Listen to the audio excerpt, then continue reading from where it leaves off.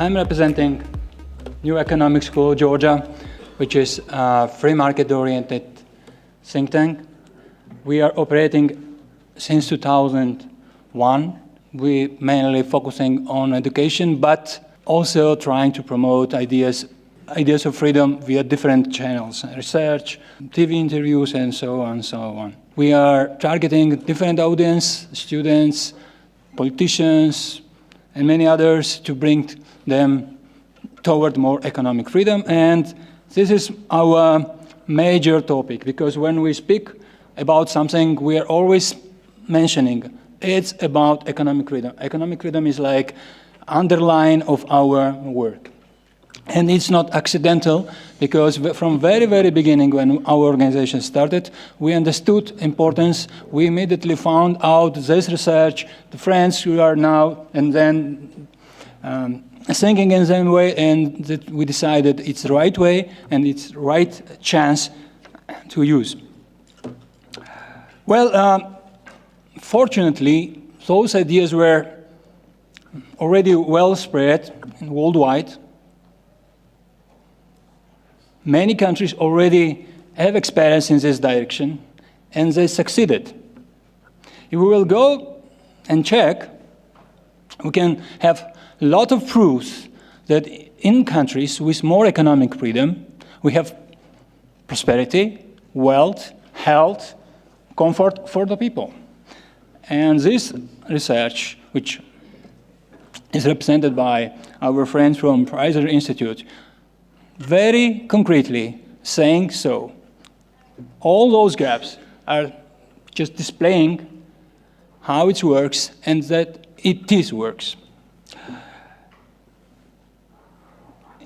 Major result of those researches: economic freedom is prerequisite for growth and development. It is chance to increase prosperity for all, not just a few. It reduces the poverty in general for everyone. Increase political, civil, and other rights and freedoms. Improves general quality of life. It's prerequisite for human development. And all those were known in Georgia as well. And critical mass of people started to think how to implement. Since 2004, Georgia aimed to reform country toward economic freedom. It was political choice. Until now, it's like daily job of government. If you go to the governmental sites, you will note they have displaying results, they are discussing results, they are prouding about achievement and so on. Media, politicians, NGOs are almost every day in different levels discussing this issue. Not only economic freedom of Fraser, but other related researches like doing business, Transparency International, and so on and so on. So all this is under very strict interest. In 2004, Georgia was quite disastrous country in terms of corruption, law development, minimum hope. But there were some people, like my good friend Kacha Ben-Dukidze. He unfortunately died. He was architect of economic reforms in Georgia, and he was well known in this area, in this sphere. He said that in 2004, it was even not imaginable how Georgia can be reformed. It was backward country. Some people call it like a country which is not sustainable. But then we started to reform. And now, Georgia is among top 10 in economic freedom of the world by Fraser Institute, and also is high by Doing Business Index and other indexes which are doing same kind of researches. Georgia did it step by step, but already a few years we are in the top. Not just 1 year or two, but already almost 8 years. And it's good achievement. It's visible. invisible in daily life. But let me tell you what exactly was done.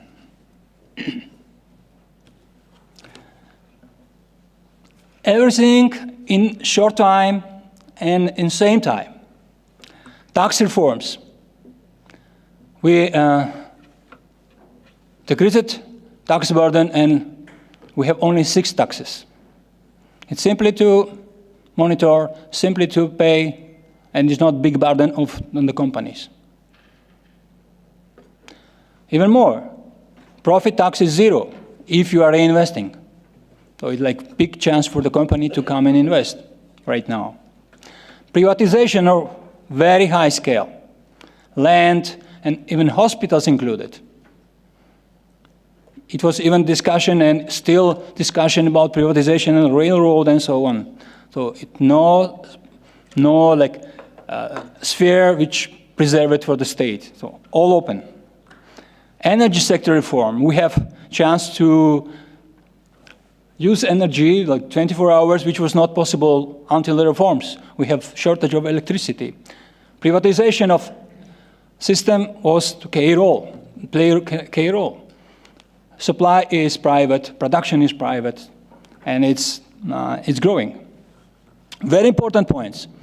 Unilateral liberalization, visa liberalization. Georgia opened a door for everyone. No visa, no problem to work.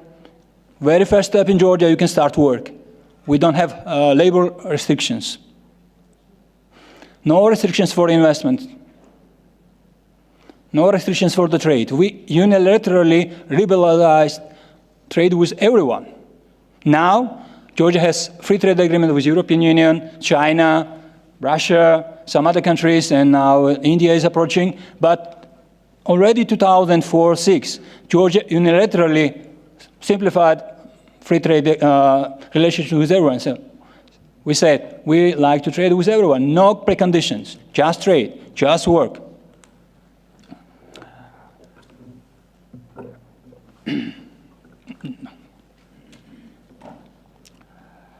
Some more. We unilaterally accepted some regulations of European Union and some other countries, for instance, in pharmacy and construction sector. For instance, medication, if it's approved in European Union, it's automatically approved in Georgia. There's no reason to do some laboratory work to approve the same stuff.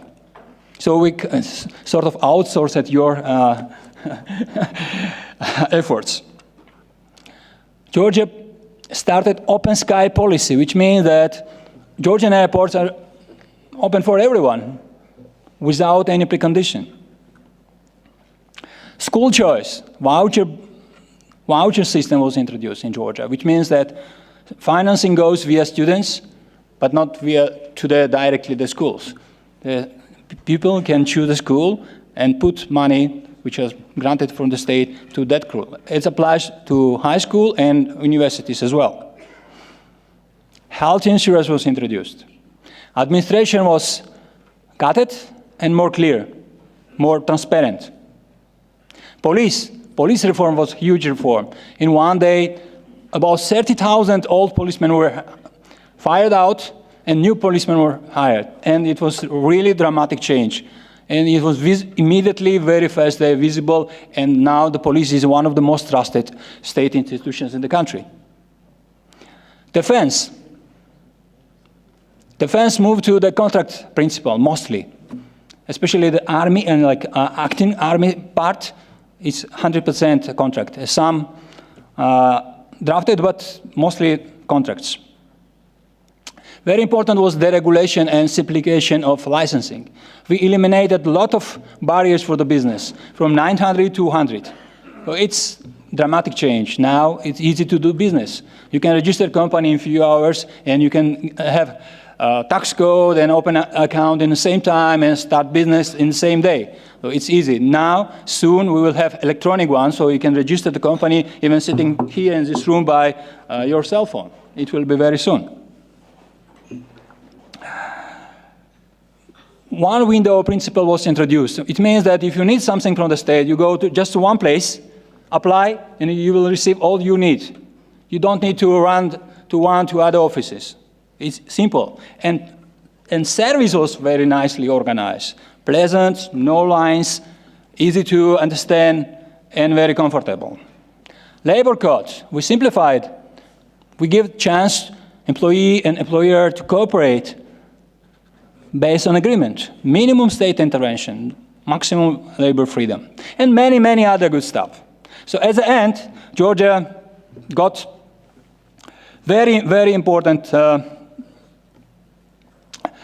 results, and those results are quite obvious. So what we had? Growth and new markets. Constrained corruption, minimum corruption, is not visible.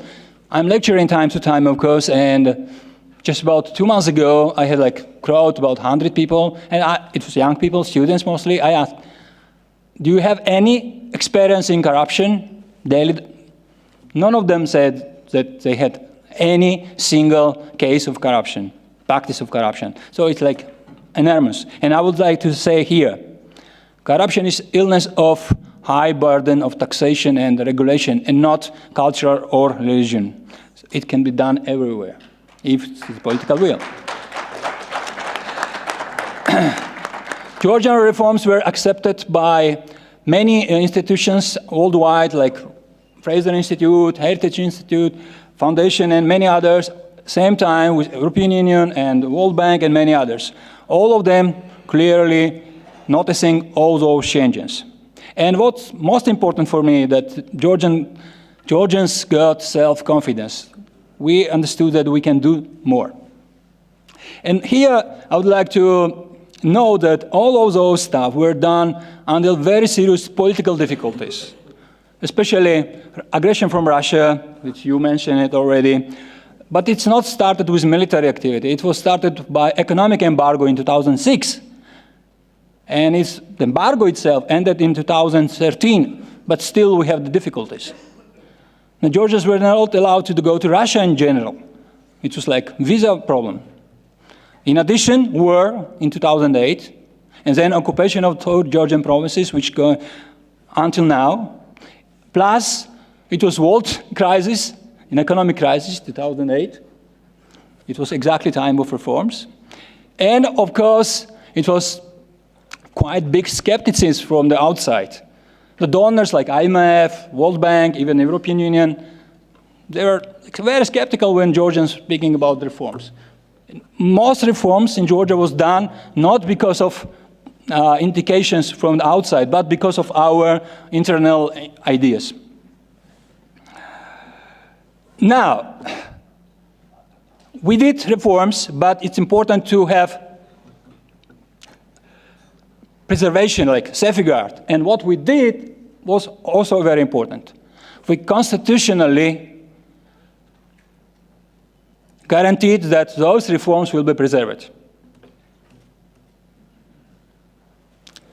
Law on economic freedom was issued in Georgia, still enacted, and constitutional article number 94 guarantees that without referendum, it's not possible to raise taxes in Georgia. It's very important. Maybe it's only one country in the world have such constitutional amendment. I will skip some files because I wanted to make go detail, but not time for that. And here I would like to tell you about our role of New Economic School. Some more. One more. So what we did, we just organized a lot of activity of different sort, even this sort. We organized 3 such big activity in Georgia with a lot of experts, foreign politicians, and NGO activists to support Georgian reforms. We organized a lot of visits of foreign experts, experienced people like Mart Laar from Estonia, Ruth Richardson from New Zealand. Andre was many times like formal advisor to the president. Vernon Smith, Nobel Prize winner. So many, many good people, knowledgeable people visited Georgia, supported our reforms.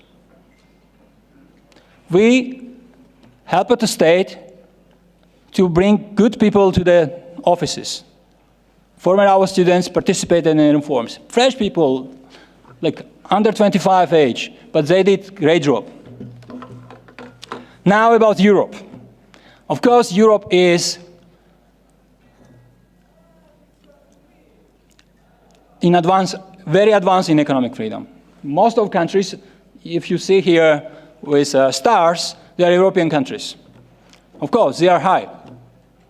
But unfortunately, not as high as some other countries. New Zealand, Singapore, Hong Kong are leading, and Europe has potential. Regulations are killing chances, I would say. And I believe it should be really, really changed. And you are capable to do it. For conclusion, economic freedom matters. It really gives results. Reforms are possible in any circumstances, and Georgia is proving it. And very important, intellectual leadership. Without Kacha Bendukidze, without other leaders, without strong support of society, it will be not possible. In Georgia, it will be not possible anywhere. So your leadership is very important. Someone should say, we can, this is direction, and move. I hope I gave you some overview about Georgia. My colleague will continue, and I will be very happy to cooperate with you, keep contact, and be in touch. Thank you.